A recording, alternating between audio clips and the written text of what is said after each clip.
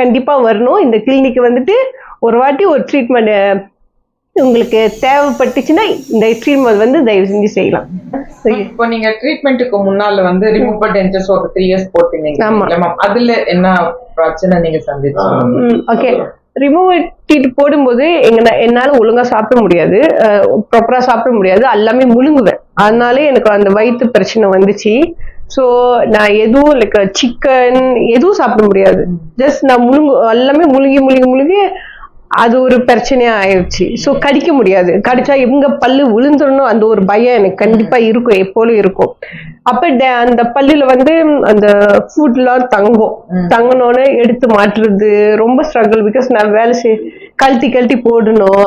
Because அங்க மாதிரி அந்த க்ளூ மாதிரி ப்ரொவைட் பண்ணாங்க. ஸோ அது போட்டு மாட்டும்போது அது எடுக்கும்போது ரொம்ப கொஞ்சம் கஷ்டமா இருக்கும்.